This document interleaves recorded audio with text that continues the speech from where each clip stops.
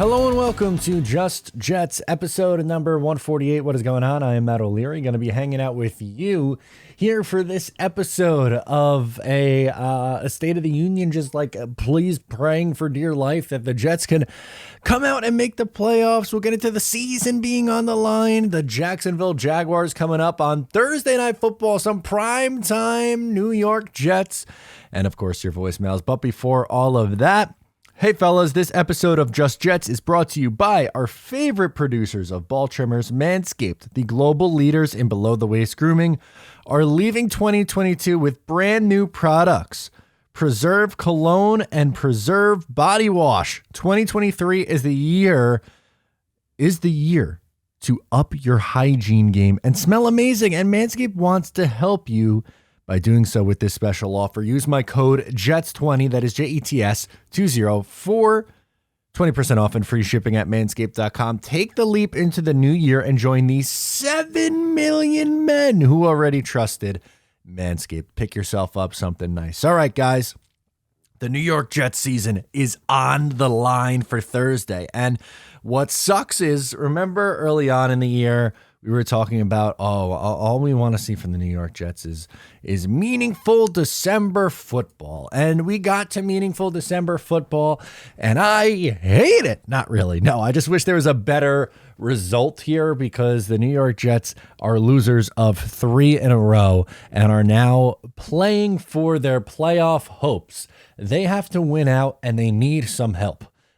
Could they lose one more and maybe make the playoffs? I guess, but that is going to also need a crazy, crazy finish to get back in the mix there. But the biggest thing for me now is, can you respond, or how can you respond when your season is legitimately on the ropes? On the ropes. Against the Jacksonville Jaguars, a team that is scorching hot. They just upset the Dallas Cowboys this past week. And Trevor Lawrence, since week 9, has 14 touchdowns to 1 interception. The guy's been on an absolute run over the last 7 games. He's been unbelievable. He's starting to click now. And the Jets, well, they're coming off a tough loss, a game that I'm sure you've heard my take on it by now. But if not, it was an opportunity left on the table for this New York Jets team, whether you want to point to the quarterback, the offensive line, the play calling, the head coaching decisions with the timeout and the clock management at the end of the game, the defense blowing an assignment on 4th and inches. You want to get into Braden Mann absolutely stinking. All these things are absolutely true, and all tie together on why they lost. There wasn't one particular thing that lost in that game, but you have to have a short memory, especially on a short week, because now you got to put that behind you. You're playing tomorrow. By the time you're listening to this, you got a game tomorrow, and your season's on the line at home in your own building on a rainy day. On a rainy Thursday night, the Jets will be in all black. Is it all black for their funerals for the 2022 season, or is it just going to be a show under the lights at MetLife Stadium? I don't know. I don't know. I'm nervous as all hell. I'd rather be nervous, though, for instance, this past week against the Lions, I was nervous as hell. This week, I'm nervous as hell. I would rather this feeling than what it was the last couple of years when you were just completely numb. And sometimes rooting for draft positioning. At the time of recording this, we always record a day early. So December 20th, 2020, so 2 years ago today, the Jets won against the Los Angeles Rams to improve their record to 1-13, which that win would end up costing the New York Jets Trevor Lawrence. And go figure, that's who you're playing this week. It's frustrating as all hell, but you can't live in the past. And right now, as we mentioned, the only team with a quarterback that is starting games for that second year draft class that has a shot at the playoffs. That's not true. Mac Jones, I guess. But Trevor Lawrence and Justin Fields in particular, the two have taken a big step.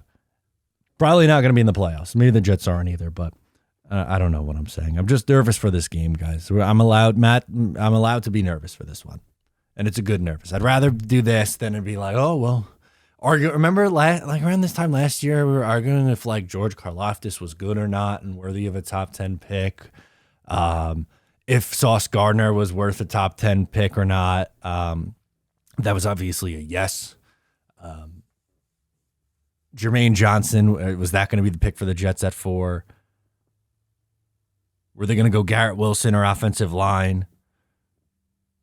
Ike Ekwonu and Linderbaum, get both of them. Remember that? I'd much rather this. And at 7-7, you're still very much alive. I've seen a lot of people say this on Twitter, and it kind of does feel a little reminiscent of two different things. I've seen two. We'll start with the negative and then go to the positive. The negative one feels, I've seen people say, well, this kind of reminds you of 2015 when the last week of the year, the New York Jets had a win-and-in situation against a divisional rival and then blew it on the road in Buffalo. Gross. I hope that's not the case. And then I've also seen those who said they remembered a 7-7 team with a young quarterback, and then the coach declared it over, and then they would end up winning 2 more games and getting into the playoffs. Remember that? 2009 Jets. That was a lot more fun. They lost to the Atlanta Falcons at home in a game that kind of felt similar to the one this past week. You had the Mark Sanchez bomb to Braylon Edwards for a big touchdown, and then the offense didn't really do a whole lot. I think they lost 10-7. I don't remember the score off the top of my head. My guess is 10-7. I'll look it up right now. Jets 2009. Well, I'm talking here. I'm 99% positive they lost that game 10-7. They did. Wow, good memory for me. Which was also on December 20th. 2009, which is how many years ago? 13? Yeah, 13 years ago today. The New York Jets lost to the Atlanta Falcons, and then they'd go beat the Indianapolis Colts 29-15. And then in that win-and-in situation against the Cincinnati Bengals, they won 37-zip. 37-zip. They closed out Old Giant Stadium with a bang, and then they beat the Cincinnati Bengals in the first round of the playoffs, 24-14. That was a good one. That was a fun team, and I'm hoping that this ends up what ends up happening with the Jets. But it's a little bit of a bummer. I'm a little sad because if they were to miss the playoffs, obviously, rooting for them to make the playoffs, and they are still very much alive. But from going at one point 5-2 and then 2-5. It stinks. And injuries play such a big factor in that. That's such a big reason why they are where they are. Losing AVT and Breece Hall is a damaging blow. And yeah, they got the 7-4, which is great. But things really then fell apart after that. That's incredibly tough to lose your 2 best offensive players and survive. And yet they are still kicking. They're still kicking, and your biggest coaching gripe right now is a timeout situation that he botched. And the reason why he botched it, he got it wrong, but there was a method to the madness. It's not like he forgot how many timeouts there were. It was poor management. And to do it with the 3 different starting quarterbacks, you had Flacco and then Wilson, then White, and then back to Wilson. And who knows, maybe you end up going back to Mike White, who he's not cleared to play against the Jacksonville Jaguars. So it is going to be Zach Wilson this week. This season's been an absolute roller coaster ride, but it almost feels like it would be a squandered opportunity, which is I've kind of talked myself in a circle here, but the point that I wanted to make is that it feels like the season's on the line, and I don't want this season to be over. I don't want it to be over in 3 weeks, selfishly. This has been the most fun that I've had as a Jets fan in a very, very long time. 2015 ride was fun at 10-6, but it didn't, necessarily have the same feel because it was a veteran group. This is a young group, a young coaching staff, and a fun, likable team that it feels like this is only the beginning. And I guess you could find that silver lining if they were to miss the playoffs, but selfishly, I want them to be ahead of schedule, and I want them to make the playoffs. So it all starts this week against the Jacksonville Jaguars, who, again, as I mentioned, Trevor Lawrence has been incredibly hot. I will say in my little preview that I'll give you right now, because we'll have to do more of a preview later on, really break down this game. But my real preview is you're going to have to throw again. You're going to have to, because this defense from the Jaguars against the pass is atrocious, one of the worst in the league. They give up a ton of passing yards. The defensive DVOA isn't good. The pass defensive DVOA is dead last, 32 of 32. They've given up a ton of passing touchdowns. You got to find a way to figure it out. And Zach might not be fixed. He's nowhere close to a finished product, obviously. But even if you're an optimistic Zach guy, he's not, and you want to admit that he's not fixed, you got to do just enough in order to get it done. That's my thing to Zach Wilson and this team. Just do enough. I don't care if you win ugly. I don't care if the game's 3-0 and you win. Just keep your season alive. Keep it afloat through Christmas. Because if you lose the game and you drop 4 in a row and you drop to 7 and 8, it's going to leave a really tough taste in your mouth going into Christmas. Which is not what you want. You want the 10 days off. You want maybe Mike White to get healthy and then he can play in Seattle. Or who knows? Maybe Zach Wilson has 2 versions or 2 halves of what we saw in the first half. And you get 400 yards and 3 or 4 passing touchdowns. You go, all right, we got to ride the hot hand, I guess, and keep throwing Zach out there. Who knows? But for right now, I want this season to remain alive. And someone that I want to talk about with you again this week, someone that I've been keeping a close eye on, is Garrett Wilson, who is, in my opinion now, for sure the offensive rookie of the year. And we've been looking at him over on Mojo, the stock exchange for NFL and college football players. He's up again this week. He's selling at over $15, $15.66, which is a nice number for him. And we watched just his price continue to go up. I love what he's done this year. He's produced with 3 different quarterbacks. He had big games with Zach. He's had big games with Mike White. He's had big games with Joe Flacco. It's incredible stuff. It is. And I'm so happy for him. I'm so happy that the Jets have this kind of dynamic playmaker, because it hasn't been that way for a very, very long time. So if you're interested, check out the link down below in the description to sign up for Mojo today, and you can invest in your favorite players on the Mojo Stock Exchange. Without further ado, let's hop into those voicemails. All right, we're going to go out to Dante in Georgia. He wants to talk about Zach not doing enough against the bad defense. Hey, Matt, Dante from Georgia. I don't have a question as of now. Maybe as I ramble, I might form one. That's okay. But I'm calling just to rant, man.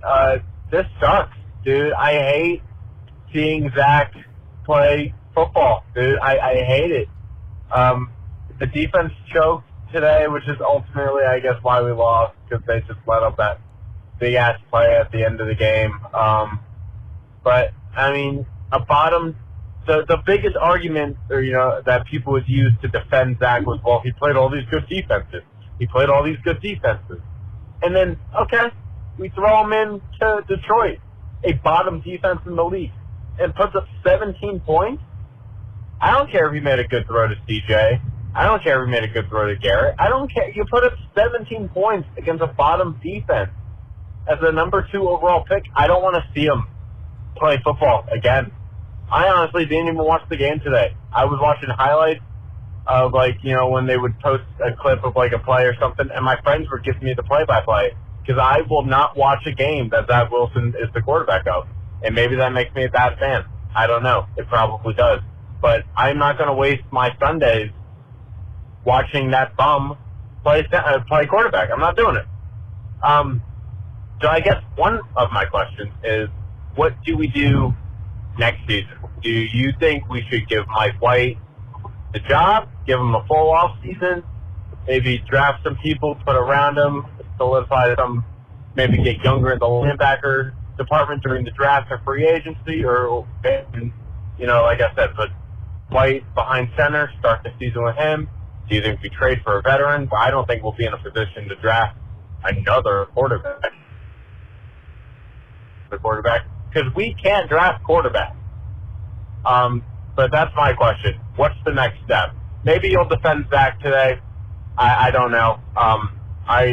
Maybe I'll actually sit down and watch the game tomorrow. I have no idea. I just want to rant. This was our playoff hopes. And it didn't work. and I'm going to blame it on Zach, but that's just me because I'm a hater. All right, go Jets. Well, he admitted at the end a little bit. And look, I think Zach does deserve blame for the loss. He doesn't get away scot-free. He doesn't. I've seen people online say that, oh, you can't blame Zach for the game on Sunday. Sure you can. He had a bad interception, and he missed 5 throws, probably. I like Zach Wilson, and I don't think he's a finished product. But as of right now, that wasn't good enough. It just flat out wasn't. Against a really bad defense, he missed too many plays. And for next year, you can go for a vet. I don't think they're going to draft a quarterback early. Maybe pair a mid-round guy with Mike White and Zach. But that kind of goes into my point. I think it's going to be Mike White and Zach Wilson going into next year. They figure out between the two which one of these guys is going to be the starter. Is it going to be Mike White, who you know what you're getting at least, and he could be like your own version of Jimmy G? Or is it going to be a fixed version of Zach Wilson? He's got a ways to go because he missed too many easy things. He makes the easy things look hard. It's just the reality. It sucks, but that's where he is right now. It wasn't good enough. Josh from Idaho says this loss isn't all on Zach. He wants to get into the entire offense. Hey, Matt, this is Josh from Idaho, and I'm just calling about Zach Wilson's performance, and I just don't get how, like, there's some content creators, I'm not going to say any names, I know you like them, are literally dog shitting on Zach and saying that he lost us the game and that he didn't do anything for us. And, like, what the hell? Like, he actually put better quarterback rating than Mike White has the last 2 losses he had. And I get it. Zach was inaccurate. He could have had some throws back, but how many 3rd and longs did he make today? Like, crucial spots. And I know some catches were lucky, whatever, fell in the right spot, but where's the run game? Where's the defense? Like, at least Mike White had a run game the last 2 losses that he had. Like, why are we sitting here dog shitting on Zach when he did as best as he could? Like, I get it. It's the Lions. Yeah, they should have won. They're one of the worst defenses, but they're a hot team right now. They're not playing like the bottom defense these last few games.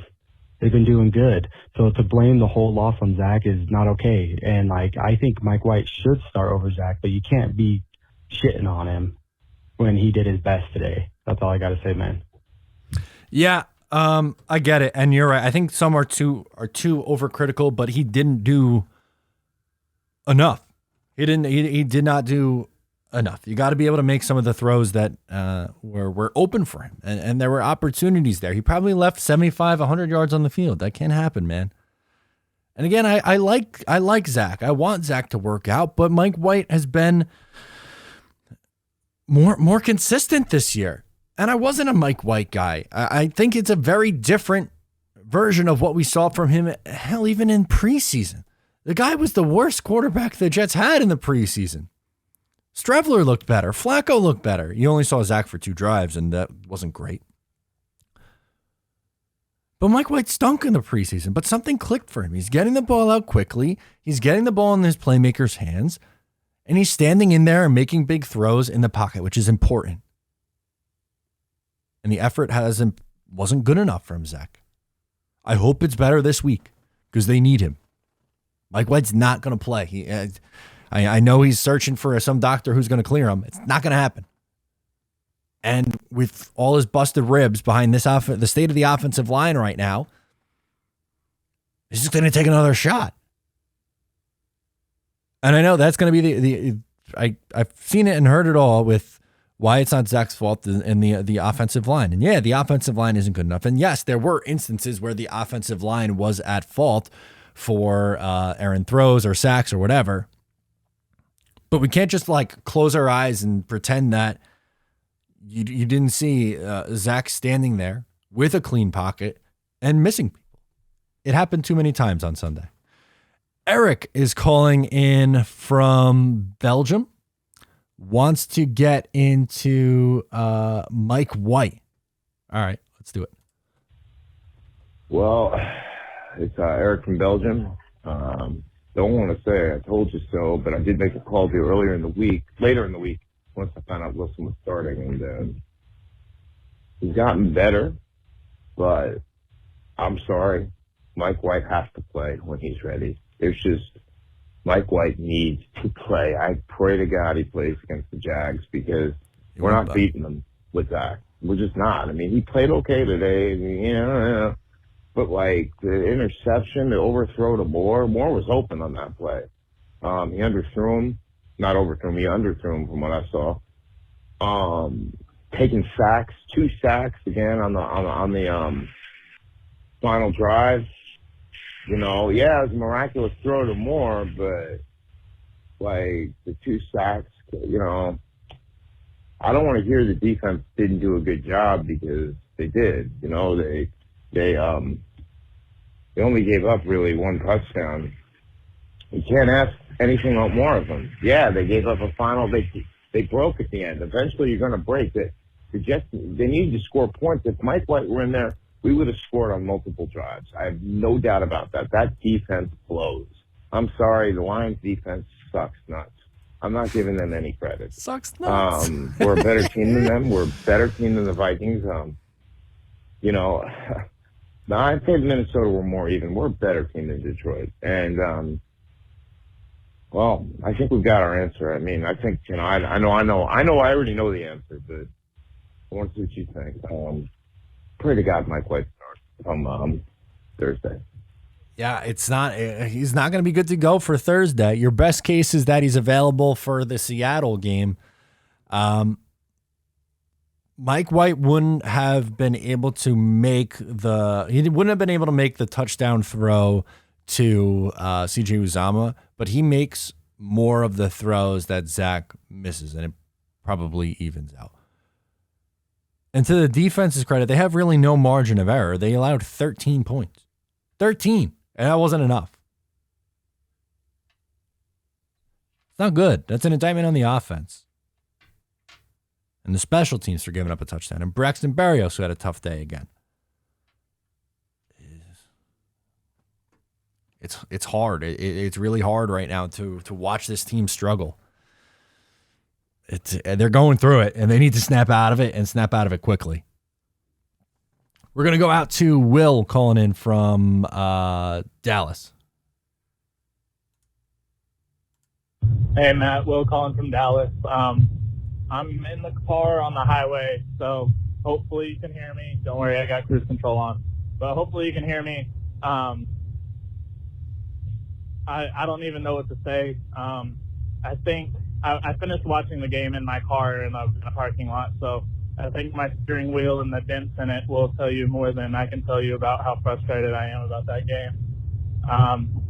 Now, I do want to say one thing. I saw your tweet. You said that was the worst 300-plus yard, 2-touchdown game you've ever seen. That would be incorrect. It's the second worst. The worst was the same quarterback. I forgot about that one. Against New England when he threw for 355, 2 touchdowns, and 3 picks. But, I mean, you can argue either one. Well, he's got one more shot. I really, really doubt Mike White's playing on Thursday. I'm still not Mike White is the answer guy, but I'm definitely a Zach Wilson is not the guy person. I still think Mike White's got some stuff to prove, but outside of the quarterback situation, I'm sure you'll get a lot of calls about that. Pay Quinnen Williams $500 million. I don't care. His worth. What he's asking for, give it to him. Oh my God, the defense alone without Quinnen was atrocious. What did the Lions run for? It seemed like every time they ran the ball, it was 8 yards a carry. No pressure. It's a middle of the pack defense without him. That's crazy to say, but they didn't even remotely look like the team they used to be without Quinnen there. Pay him whatever he wants. Give him ownership stake. I don't care. Oh, man. All right, Matt. Oh, by the way, I decided to ask for Sauce just because Sauce is my guy. There you go. Like how you said Garrett's your guy, Sauce is my guy. So I'm going Sauce on the jersey curse, so hopefully he helps me out. Yeah, just wanted to get my thoughts in. Thanks for everything you do.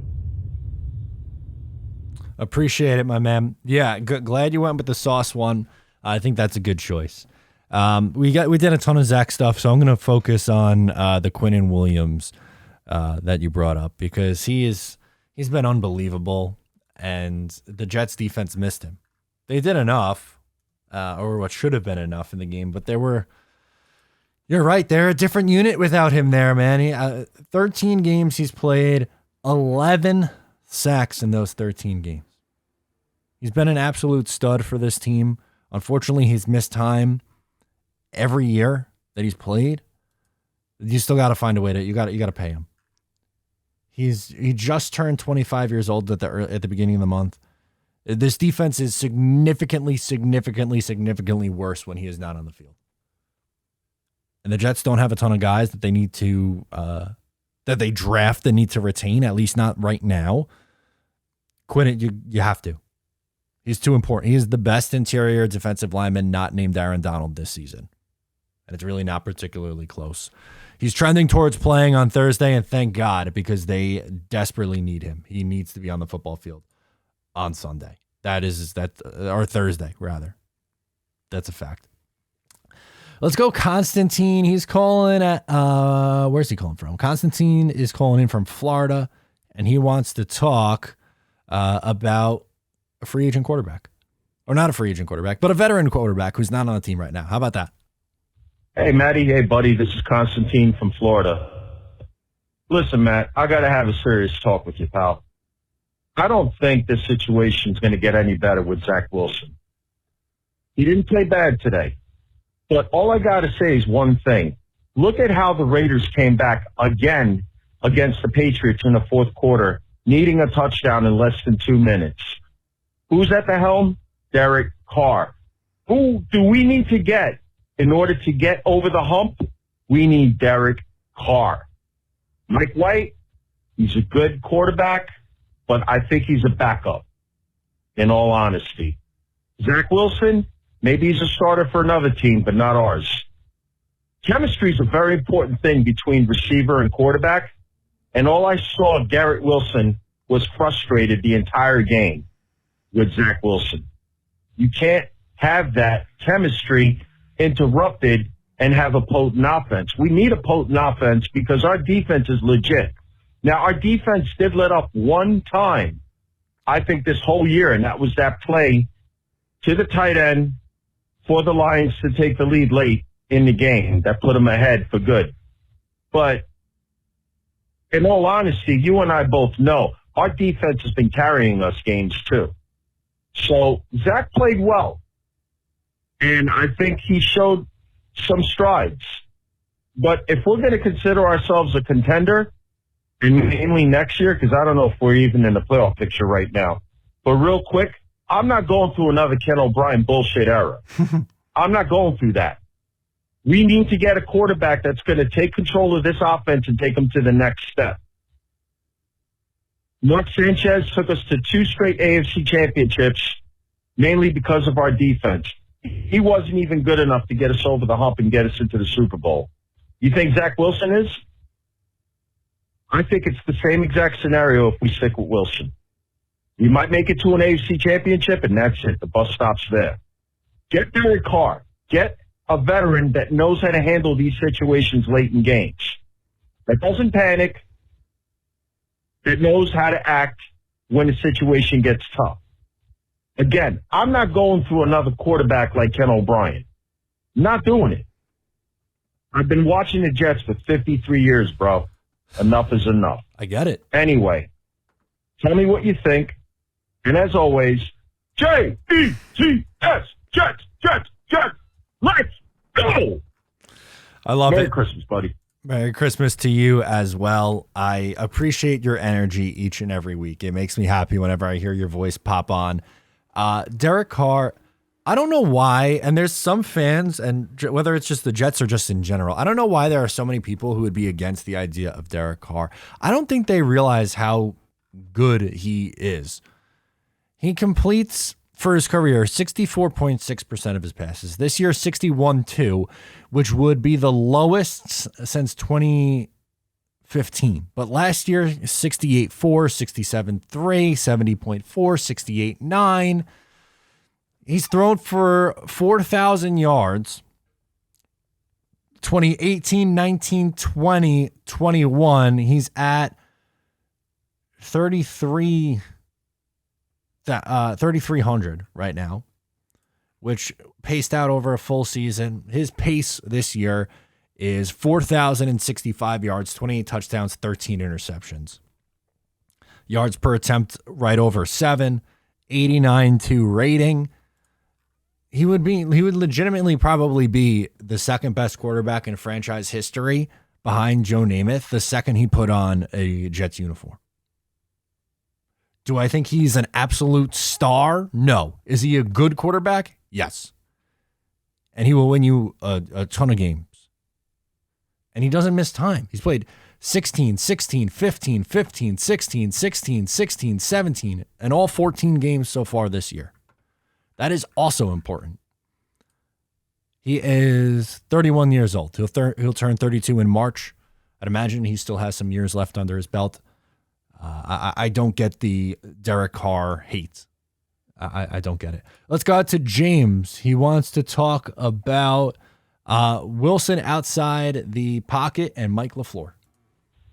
Hey Matt, my name's James. After what I saw today versus the Lions, I just think Mike LaFleur cannot have a job by next year. I mean, and the play calling was just horrendous in my opinion. Why are we not playing to Zach Wilson's strengths here? I mean, in the second quarter when I thought he played his best. Actually, he did play his best. It's not even really a debate. They had him rolling out of the pocket. They had these bootlegs, going down the field. And then in the third quarter, the rest of the second half, they just completely abandoned that. I mean, I just don't understand. I mean, when you keep him in the pocket, he turns into Zach Wilson.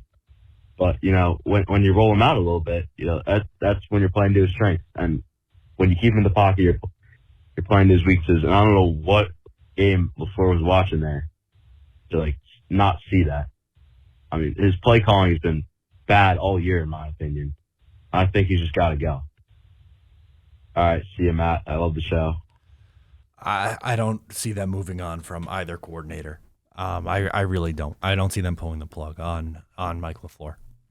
He deserves some critique for what for the job that he's done on offense, but with everything that they've dealt with, the quarterback play that they have dealt with, the injuries on the offensive line, he's fine. He's not an elite play caller. He's not an abysmal play caller. He's middle of the road. He's fine. I don't. Yes. Should he roll him out some more? Yes. But should Zach also be able to hit a throw that 31 other quarterbacks hit? Probably. I would say probably yes. Let's go to Shane in Jersey calling in. He wants to get into takeaways on both sides of the ball from the game this past week. Hey, Mr. Matt O'Leary. What's going on? Shane from Jersey giving you a quick call. Yesterday kind of sucked, but unfortunately, being a Jets fan for this long, I am kind of numb to games like these and losses like this. So, whatever, man. Got to move on. Short week. I just wanted to call with, two kind of my, I think, biggest takeaways for the game. One, defense, absolutely, I think, exposed without Quinn Williams. They didn't give up a ton of points or anything crazy, but I mean, no pass rush, the short check downs. And I think that, honestly, the defense, but also the D coordinator. I think we just kind of were able to play this softer coverage this year with, Sauce and Reed and then having a good rush. But yesterday, no rush.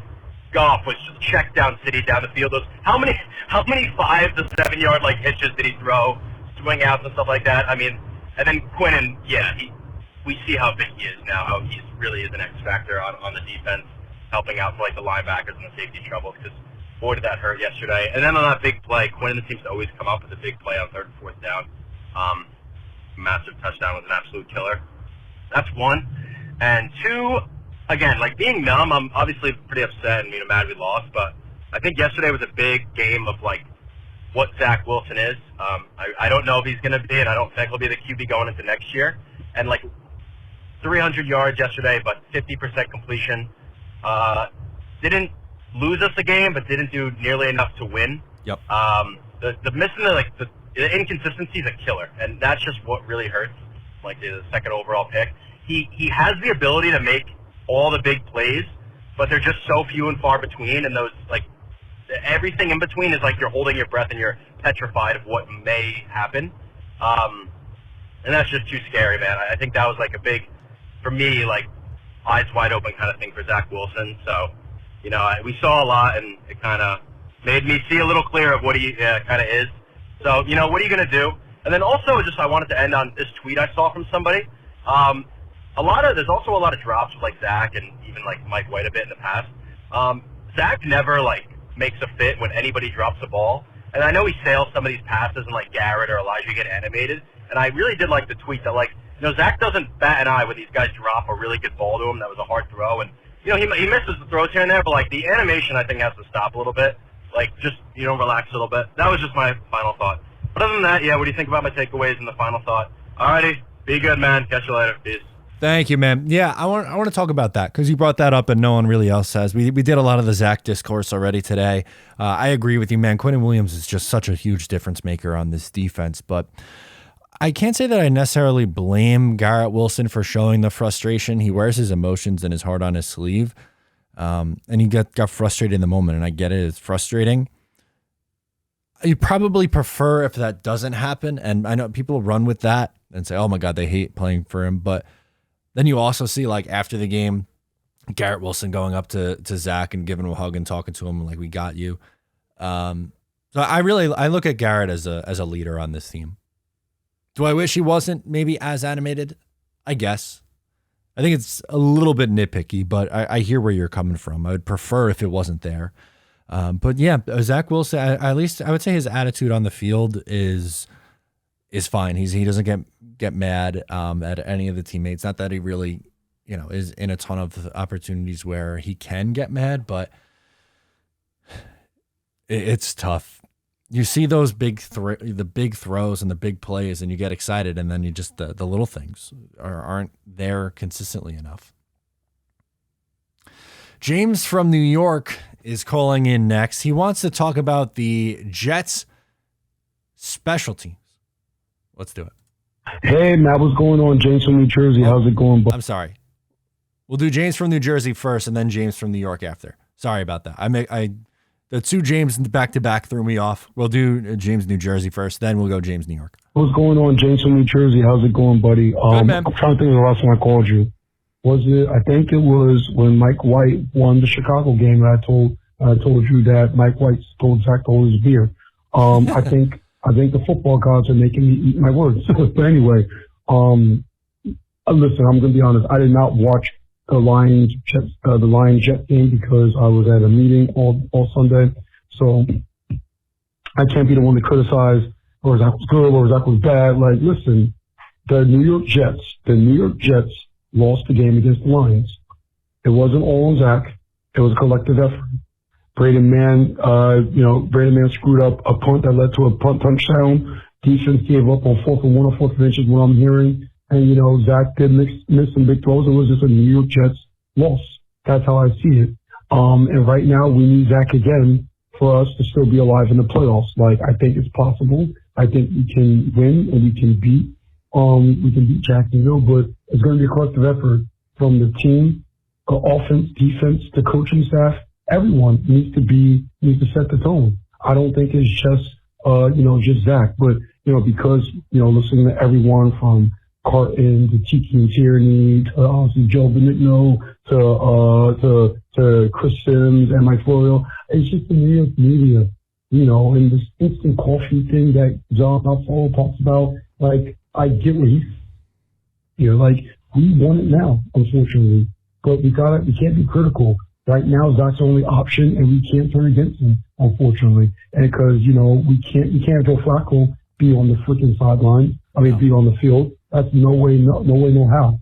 But anyway, I'm just spinning my wheels here, just putting my opinion out there. I'm not trying to be Zach Truther. I'm not trying to be or irrational. I'm trying to be a realistic football and also Jets fan. But let me know what you think. Go Jets. Actually, I'll be on the game Thursday, so hopefully I go 2-1 for being on a Jets game. Talk to you all. Bye-bye. There you go, man. Yeah, thank you so much for checking in with us as always, James. Hope you're doing well, buddy. I agree with a lot of things you said. They don't really have a choice right now. Yes, Robert Saleh is very public with his backing of Zach, but what the hell? What do you want him to say? He's gonna say, "Yeah, Zach sucks. He's not the answer." He's not going to go up to the podium and say that. I know that's not what you're saying, by the way, James. I'm just putting that out there because I've seen that. Take it week to week and see, man. That's it. You can't Flacco. You can't put out there. I know people are going to call for Strevler, and maybe there's a Strevler package, but they need to win this game. He needs to play better, and then who knows? Who knows what happens in Seattle? Maybe they go back to Mike White at that point. Maybe he's cleared, but there were some things he did in the game that were good. There were other things he really struggled with.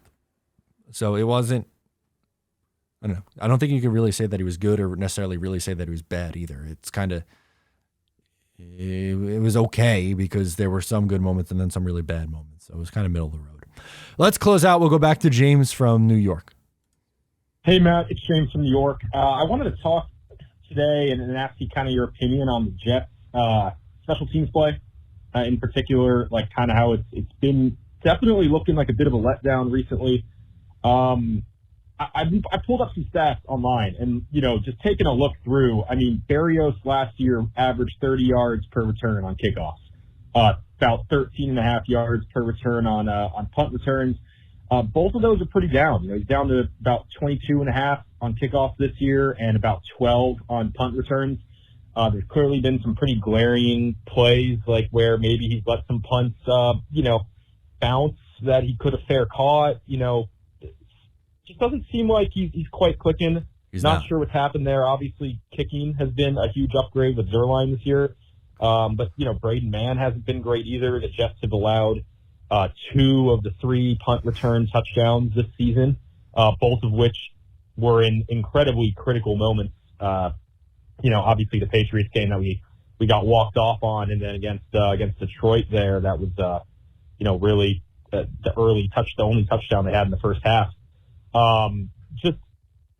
Seems like special teams has been a bit of a letdown to this Jets team this season, and I'm curious on what your thoughts are on maybe why that might be happening. What's going on with Braxton? He's clearly not been the same player, and what potential outlooks there could be going forward to improve that. Quick hitting thing here at the end. Also, man, Zach, I know everyone's talking about it. Zach is confusing the heck out of me. Like, he makes some throws where I'm like, this guy looks like Mahomes out there. Like that 4th and 18 play at the end of the game there. I mean, incredible. Wild. Get scrambling out of the pocket, making that throw. He just seems like if a drive doesn't start off well for him, he crumbles quick. Like, he seems to be such a momentum player. If he can get a drive moving, I feel like we're going all the way down the field. But the issue is that percentage is so low. Like, he's just, a lot of the time we're going 3 and out. Like, I think that's why a lot of people, despite similar maybe, stat lines, are looking at Mike White and saying, wow, he's so much better of a quarterback. Because at least when Mike White's on the field, I feel like the offense is moving a higher percentage of drives. Whether they finish them or not, that's still kind of a question mark. But it just seems like if Zach starts off with an incomplete pass or something, like, he just can't do anything the rest of that drive. So let me know your thoughts. Thanks for taking my call, and go Jets. Yeah, I think that's a big thing also right now for me as well. With Mike White and Zach Wilson. Mike White is doing the little things well and making the easy things look easy. There we go. I think that's the best way to do it. You're right. Braden Mann hasn't been very good. He hasn't. He had that nice onside kick. That was great. I loved seeing it back in week 2. That was a miracle. The guy has stunk. He's been really bad. They had Morstead on the roster last year, and he was better. And they let him walk. And now he's punting for a division rival who you're chasing in the Miami Dolphins. And Berrios, he went from literally an all-pro last year, one of the best special teamers in the entire NFL. He has zero confidence right now. And either with his returns, he doesn't know when to field the punt or when not to right now. And he drops. Another one hits him in the hands. Was it a fastball from Zach? Should he have taken a little bit off? Yeah, probably. But catch the ball, dude. How many times? It's been an adventure for him returning this year. And especially lately. I think he's been so in his head the last 3 weeks, it's not even funny. But that he is significantly underwhelmed so far this year. So, all right, guys, thank you so much for hanging out with me for this episode. Please make sure to subscribe, whether you get the show on YouTube or in audio form. Subscribe, leave a comment or review. Really helps me out a lot. I appreciate the love and support. We're on social media at Just Jets Pod on Twitter and Instagram. I'm Matt O'Leary, NY, on social media and on YouTube. Thank you so much for tuning in. Let's hope the Jets keep their season alive, and I'll talk to you next time.